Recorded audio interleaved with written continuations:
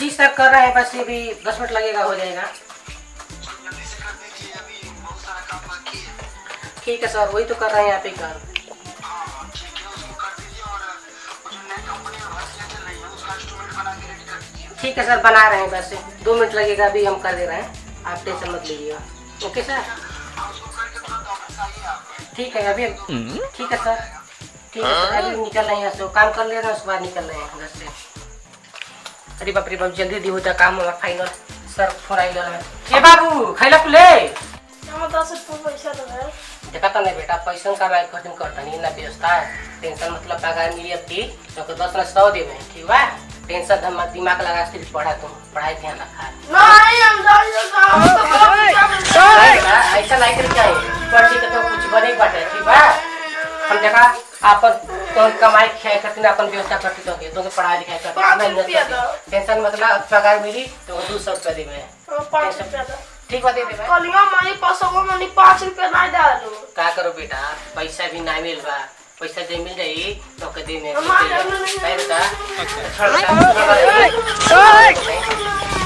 बताओ बेटा। बहुत काली भाई। आओ बताइए। अच्छे बच्चे जितना ही करना है, सिर्फ पढ़ाई पे रखना है, ठीक बा। पढ़ लिख ले बा तो बहुत पैसा कमाए बाटे, हमू कमाए। घबराने जब पैसा मिलेगा तो 120 रुपया दे, ठीक बा। अरे माला टेंशन मत ला, जब पैसा मिली ना तो कोई बात का सारा दुख भाग जाएगी। ऐसा फुसला ले आप पे तो सारा कलियो से खाली आराम हो जाएगी। नहीं का नहीं पड़ जाए पढ़वा मार के डंडवा रे टूटे देती थी। हां पढ़ा लिखा रहे तीसरा रहबा दिन की गवार पर घूमबा। हां पढ़ाई में ध्यान रखना तो बहुत बार बार क्यों सोचिला ना तो गवार पर करावा दिन पैसा देबू ना। हां ठीक है, बहन पैसा दे टेंशन मत। हां अपन दादा कसम पर माई कसम खाती तब बहन पैसा दे में बस पढ़ाई करना, ठीक है।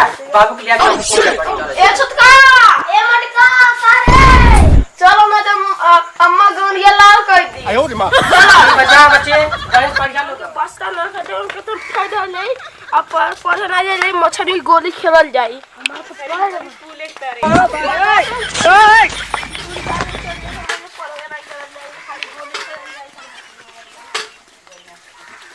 खेते धान तो बड़ा बढ़िया बस होना, धान वसो इतना बढ़िया बा कि का बताई हम।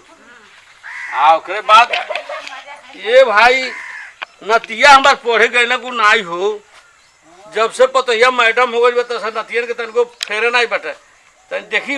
ए बूढ़ियो बुढ़िया हो बुझा तो कौन घर में बटला नहीं पतैया बुलाई। ए पतैयो ये तो जैसे मैडम है तो सुनती ना कौन बतिये पतवा हो। अरे बाप हो बाप, नतिया गैला पढ़े जाए गैला हो गैदा को बाबूजी पढ़े। गैला लोग हाँ गिनल पढ़े लगो। पैसा ऐसा चालू है। हाँ पैसा देनी है ले गैना लोग। ध्यान चलो तलो मन के। हाँ देनी पैसा ऐसा हमू के लिए तो काम का ऑफिस निकले बाटे। तब तू निकला का करे बाटे। अरे खाना ना बनावलू ना बनावलू खाना ना तभी नहीं बनवा 5 बजे खाना बन जाई, हमें टाइम हो तो गैले का ऑफिस तो हम का खाए तो हो। अरे का भाई बना खा ले में। अरे बाप हो बाप, कहो बुढ़ापा पर हम चूल फूकी अब का भाई कौन चूल्हा फूका गैस धराए बा खाना बना खाए बाटे, ठीक बा। ठीक बा जनता बनी लेट हो गई बाटे, ऑफिस जाए बस सब फोन कर लेना हमें। हां कोठा ऊपर कोठरी ए बाबू, कोठा ऊपर कोठरी, कोठरिया ऊपर ताला आ ससुई के ऊपर पतहिया गावे ताला। ये तमाशा बा ए बाबू, अब बनई खाए कोरी का करी अब बनई खाए कोरी।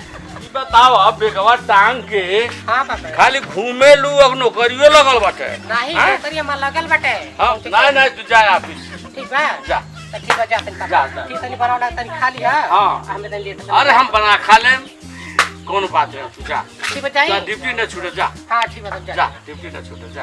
हमार कंप्यूटर घर में थोड़ी तई ला दीजिएगा। कहो ये हमार कार ये तो हम नौकरी लगल रहू। आज को हम की खैकवा बना लो आ ये ने को कंप्यूटर वाले आ तो पोछो को हम लुगवा पी जब तक के तू दरखेम गिरा देबू। नहीं पापा आपको लुका पिटका ना पता नहीं। हां बस थोड़ा सा ठीक हम जा ठीक लेके आए फट दी। ए पापा अब देखत नहीं हमें बहुत लेट हो जाए आज। सर रुचिया दे हमारे पास जल्दी लेके आए पापा ते। अरे बाप रे आज बजे वाला बाटे कब जाए होई खेतर बन होई हो। आप बताइए, आप पढ़े लिखे नहीं है ना? हाँ। आप तो कहीं बताएं। हाँ, बंद कर। ऐसे जैसे बंद हो गया ना? ठीक। ठीक है, हम निकले। हाँ एकदम निकलिए, आप जाइए जा। अपना ध्यान रखिए पापा। एकदम जाते हैं खाए बनाए। हाँ ठीक है, बना खा लीजिए। ठीक है जा। निकल हम, लेट हो गया। अब गईली तो गईली टिप्टी, अब चली बनाई अब हम नहीं कैसे रहा पेटे में चूहा कूदा था। अब चली किचन में देखी का कैसे बनी।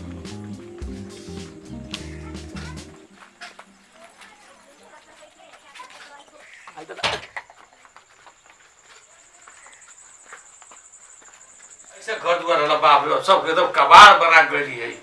अच्छा ठीक बा, हम चलिए बना।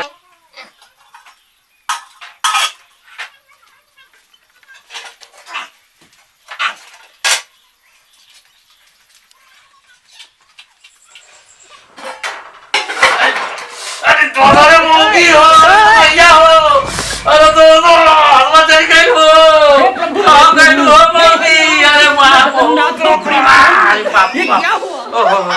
पानी आ गया। अरे बाप नहीं बनाए खाए ठीक बा होता था। हमरे मांगना है यहाँ तू बनाई है हमरे मांगना है हथवा जल गई हो। अब नौकर को सब छोड़वाई होता था। अरे बाप हथवा में झलका पड़ गया, चुतरों में झलका पड़ गया, बेकार नौकर छोड़वाई हो जाता। अरे मौगी हो कहाँ गई हो।